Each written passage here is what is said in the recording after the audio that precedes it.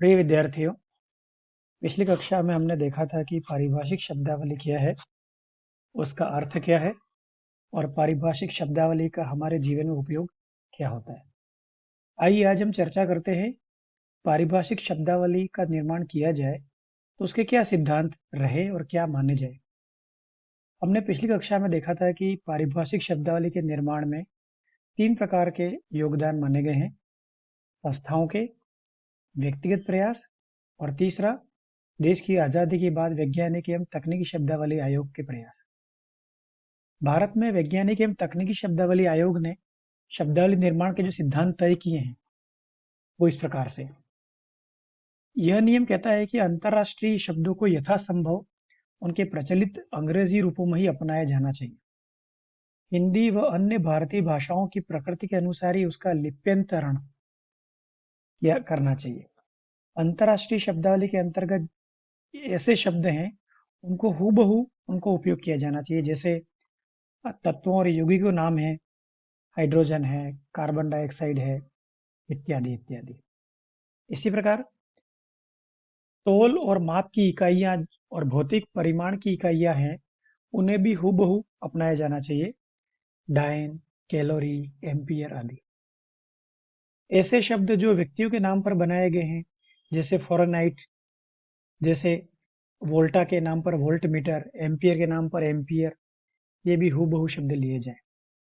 इसी प्रकार वनस्पति विज्ञान, प्राणी विज्ञान, भूविज्ञान आदि की जो द्विपदी नामावली हैं और पारिभाषिक स्थिरांक जो संकेत हैं, इसी प्रकार ऐसे अन्य शब्द जिनका आमतौर पर सारे संसार में व्यवहार हो रहा है, जैसे radio, petrol, radar, electron, proton, neutron, गणित और विज्ञान के अन्य शाखाओं के संख्यांक, प्रतीक चिन्ह, सूत्र जो जिस भाषा से लिए गए उसे हूबहू उसी रूप में प्रयोग किया जाना चाहिए। इसी प्रकार जो प्रतीक हैं रोमन लिपि में अंतर्राष्ट्रीय रूप में ही रखे जाएंगे, परंतु संक्षिप्त रूप से नागरी और मानक रूपों में विशेषतर साधारण तोल और नाप में भी लिखे जा सकते हैं। जैसे सेंटीमीटर का प्रतीक संक्षेप में सीएम हो सकता है, अंग्रेजी में सीएम का नागरी में प्रयोग से मी हो सकता है। इस प्रकार आप लोगों ने देखा होगा कि बाल साहित्य और लोकप्रिय पुस्तकों में भी इसे अपनाया गया है।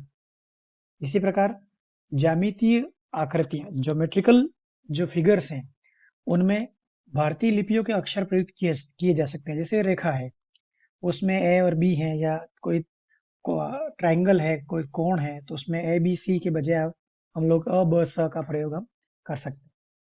इसी प्रकार संकल्पनाओं को व्यक्त करने वाले शब्दों का सामान्यतः अनुवाद किया जाना चाहिए। इसी प्रकार जब हम पर्यायों का चुनाव करें, तब हमें ध्यान रखना चाहिए कि ये जो पर्याय हैं उसमें शुद्धता और सुबोधता का विशेष ध्यान रहे। सुबोधता से तात्पर्य कि वे आसानी से पाठकों को और सुनने वालों को समझ में आ जाना चाहिए। इसी प्रकार सभी भारतीय भाषाओं के शब्दों में यथासंभव अधिकाधिक एक रूपता लाना ही उद्देश्य है।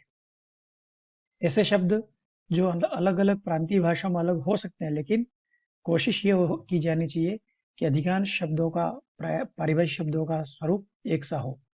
इसी प्रकार ऐसे देशी शब्द सामान्य प्रयोग के वैज्ञानिक शब्दों के स्थान पर हमारी भाषाओं में प्रचलित हो गए हैं।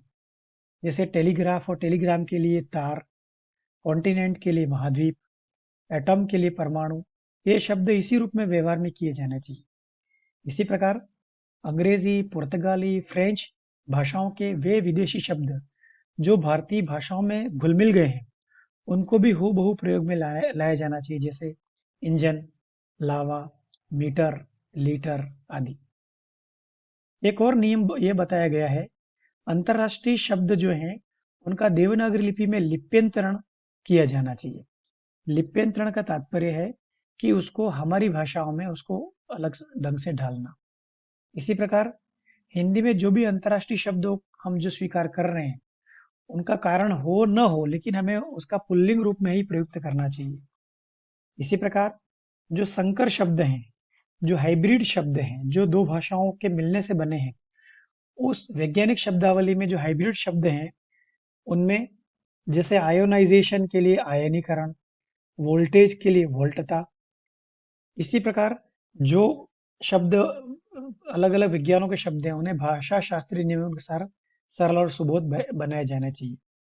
इसी प्रकार वैज्ञानिक शब्दों में संधियों और समास का कम से कम प्रयोग करना चाहिए। इससे पाठक और पढ़ने वाले को शब्दों को समझने में सरलता होगी और शीघ्रता से वह समझ सकेगा। इसी प्रकार हलंत शब्दों का जो प्रयोग है वह कम से कम उसके बजाय सही रूप में ही उसको लिखा जाना चाहिए। इसी प्रकार शब्दों में पंचम वर्ण जो है, पंचम वर्ण का तात्पर्य है हिंदी वर्णमाला में जो क वर्ग से लेकर प वर्ग के जो पंचम वर्ण है, क वर्ग का पंचम वर्ण अंग, च वर्ग का अंतिम वर्ण इय, ट वर्ग का अंतिम वर्ण ण, त वर्ग का अंतिम वर्ण न और प वर्ग का अंतिम वर्ण म, उसकी जो उच्चारण है, उसकी जो ध्वनि है वही लिखा जाना चाहिए। जैसे पेटेंट, पेटेंट शब्द में ट के ऊपर अनुस्वार के बजाय, उस अनुस्वार के बजाय जो ध्वनि उच्चारित हो रही है ट ठ ड ढ ण की जो ध्वनि है वही लिखी जानी चाहिए। इस प्रकार पारिभाषिक शब्दावली का जो स्वरूप है उसको हम देखें तो पाते हैं कि अंतर्राष्ट्रीय स्वरूप शब्दावली जो है उनको ज्यों का त्यों रखा गया और अखिल भारतीय पर्याय जो लिए गए वो संस्कृत भाषाओं के आधार पर निर्मित किए गए और कुछ प्रसंगों में संस्कृत पर्यायों की अपेक्षा स्थानीय हिंदी शब्दों और हिंदी में आत्मसात अन्य भाषाओं के शब्दों को भी स्वीकार किया गया। आइए हम देखें कि पारिभाषिक शब्दावली निर्माण की प्रक्रिया होती क्या है, यह कैसे बनते हैं। उसको देखने के लिए ये हम जानते हैं कि यह प्रक्रिया मुख्यतः 4 रूपों में हमारे सामने आती है: अंगीकरण, अनुकूलन, नवनिर्माण और अनुवाद। ये अंगीकरण क्या है? अंगीकरण का तात्पर्य है वैज्ञानिक निर्माण आयोग ने बड़ी मात्रा में अंतर्राष्ट्रीय जो शब्द हैं उनको हूबहू उनको स्वीकार किया गया। जैसे रासायनिक तत्वों और यौगिकों अथवा रेडिकलों के नाम जैसे कार्बन डाइऑक्साइड, ऑक्सीजन, ये जो शब्द हैं उनको एज इट इज उसको स्वीकार कर लिया गया, अंगीकृत कर लिया गया। ऐसे शब्दों में कोई हेरफेर नहीं किया जाता। दूसरा उसका प्रकार है अनुकूलन। अनुकूलन का तात्पर्य है उन विदेशी शब्दों को हमारी भाषा के अनुकूल ढालना। जब विदेशी भाषा कोई शब्द किसी भाषा में ग्रहण कर लिया जाता है तो उसे उस भाषा में जिस भाषा में ग्रहण किया जा रहा है उस भाषा के अनुसार उसको अनुकूलता में हम ढालते हैं। जैसे आपने पहले उदाहरण में देखा था, आयोनाइजेशन को हमने कह दिया आयनीकरण।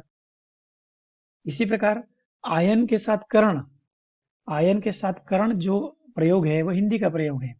आयोनाइजेशन का हमने हिंदी के अनुकूल इस शब्द को हमने ढाल दिया। इस प्रकार एक और प्रकार होता है नवनिर्माण। नवनिर्माण का तात्पर्य जिसे अंग्रेजी में कहते हैं कॉइनिंग ऑफ वर्ड्स, बिल्कुल नए शब्द बनाना।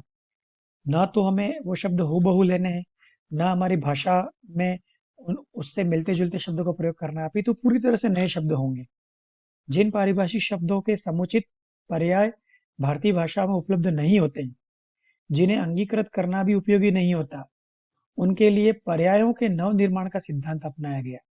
नवनिर्माण का तात्पर्य पूरे नए शब्द। जैसे अंग्रेजी के मेंटेनेंस का हिंदी पर्याय बनाया गया अनुरक्षण, प्रिजर्वेशन का शब्द बनाया गया परिरक्षण, रिजर्वेशन का शब्द बनाया गया आरक्षण, कंजर्वेशन का शब्द बनाया गया संरक्षण। अब मूलतः शब्द इसमें रक्षण ही है, लेकिन इसमें अलग अलग उपसर्गों से ये अलग अलग शब्द बना दिए गए। इस प्रकार कभी कभार हम समास पद्धति द्वारा भी शब्दों का नया निर्माण कर लेते हैं। जैसे अधिकार शब्द है, अधिकार शब्द का जैसे अंग्रेजी में कॉपीराइट है, कॉपीराइट को हिंदी में नाम दे दिया प्रतिलिप्याधिकार या सत्वाधिकार। इसी प्रकार प्रिविलेज शब्द है, प्रिविलेज का हिंदी में कर दिया विशेषाधिकार। कभी विदेशी शब्दों की ध्वनि से मिलते जुलते शब्द भी अनुकूल कर लिए जाते हैं। जैसे अंग्रेजी का एकेडमी हिंदी में अकादमी बन गया, अंग्रेजी का फैंटेसी हिंदी में फंतासी हो गया, अंग्रेजी का ट्रेजेडी त्रासदी बन गया, कॉमेडी कामदी बन गया और रिपोर्टेज बन गया रिपोर्टाज। इसी प्रकार पारिभाषिक शब्दावली से संबंधित कुछ अंग्रेजी उपसर्गों प्रत्ययों पर भी कभी हम ध्यान देते हैं, उसके आधार पर भी शब्द बनते हैं। जैसे डायरेक्टर शब्द के लिए हिंदी में प्रयुक्त हुआ निदेशक, तो डिप्टी डायरेक्टर के लिए बन गया उपनिदेशक, वाइस चेयरमैन के लिए उपाध्यक्ष, सब इंस्पेक्टर के लिए उपनिरीक्षक, आदि आदि। इस प्रकार एक और चौथा स्वरूप होता है, वो होता है अनुवाद। अनुवाद का तात्पर्य एक भाषा से दूसरी भाषा में शब्द जब आते हैं तो उन अर्थों को प्रकट करने वाले दूसरी भाषा के शब्दों को हम कहते हैं अनुवाद। शब्दावली के निर्माण में अनुवाद की बड़ी महत्वपूर्ण भूमिका है। आधुनिक ज्ञान विज्ञान के विकास के साथ जीवन पद्धति में कई प्रकार के बदलाव आए हैं। इसीलिए कभी-कभी राष्ट्रीय पारिभाषिक शब्दावली जो आयोग है, उसने शब्दों के अनुवाद भी सर्वमान्य स्वीकार किए गए हैं। जैसे कोल्ड वार का शब्द नाम दे दिया शीत युद्ध, एसिड रेन का नाम दे दिया अम्लीय वर्षा, वर्कशॉप के लिए कार्यशाला, मैनेजिंग डायरेक्टर के लिए प्रबंध निदेशक। इस प्रकार दो से अधिक मिलकर बने शब्दों को भी कभी-कभी शब्दों का अनुवाद करके उसका लिप्यंतरण, लिप्यंतरण का तात्पर्य उसी अनुरूप, उसी भाषा के अनुरूप, उसी लिपि के अनुरूप, उसी ध्वनि के अनुरूप वह शब्द बनाए जाते हैं। जैसे शेयर मार्केट का शब्द दे दिया शेयर बाजार, कैंटीन मैनेजर शब्द का दे दिया कैंटीन प्रबंधक। आइए हम देखते हैं हिंदी में विभिन्न प्रयुक्तियों में पारिभाषिक शब्द कौन कौन से हमारे रोजमर्रा के जीवन में प्रयोग में आते हैं। हम देखते हैं इन पारिभाषिक शब्दों के बनाने में कहीं न कहीं हमने संस्कृत का उपयोग किया है, अरबी फारसी शब्दों का उपयोग किया है, हमने जनपदीय या देशी शब्दों का प्रयोग किया है। जैसे प्रशासन के क्षेत्र में हम देखें तो शब्द आपके आते हैं निविदा, संविदा, लेखा, तदर्थ, समायोजन। वाणिज्य और बैंकिंग जो पद्धति है कहीं न कहीं भारतीय प्राचीन अर्थव्यवस्था से जुड़ी हुई आज भी है। इसीलिए इस पारिभाषिक शब्दावली में आज भी आपको शब्द वही परंपरागत आपको दिखाई देंगे। प्रतिभूति, जमानत, दिवालिया, बहीखाता, रोकड़, बाकी, लेन देन।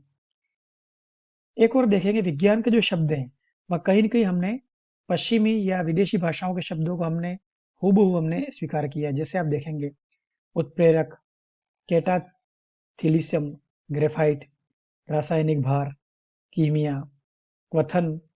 ये शब्द कहीं न कहीं या तो हमने हूबहू स्वीकार किए हैं या उसको अनुकूलन में हमें ढाला है या उसके लिए नए शब्द बना दिए हैं। इसी प्रकार आप विधि के क्षेत्र में देखें, कानून के क्षेत्र में देखें तो कहीं न कहीं आपको अरबी फारसी के शब्दों का आपको प्रभाव दिखाई देने लगेगा। जैसे समनुदेशन, करार, अनुबंध, मुलतवी करना, अपील करना, दस्तावेज।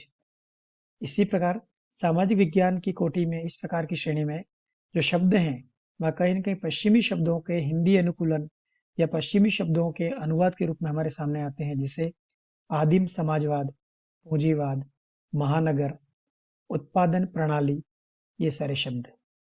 इस प्रकार हम देखते हैं पारिभाषिक शब्दों की बनाने में और उसको अन्य भाषा में ले जाने में मुख्यतः 4 प्रकार की विधियों का, 4 प्रकार की प्रणालियों का भारत में प्रयोग किया जा रहा है। उसमें सबसे प्रमुख है अंगीकरण। अंगीकरण का तात्पर्य उसको हूबहू उठा लेना। अनुकूलन, उसको जिस भाषा में लाया जा रहा है उस भाषा का अनुकूल उसको ढाल लेना। नवनिर्माण का तात्पर्य बिल्कुल नया शब्द बनाना। और अनुवाद, अनुवाद का तात्पर्य है उस मूल भाषा के शब्द के अर्थ को दूसरी भाषा के शब्द में उसी अर्थ को लाना, ये अनुवाद कहा जाता है। इस प्रकार इन 4 प्रकार की प्रणालियों से भारत सरकार ने आजादी के उपरांत अनेक प्रकार के नीति और नियम निर्धारित किए और उसके अनुसार यह सारे पारिभाषिक शब्दावली का निर्माण किया जा रहा है। धन्यवाद।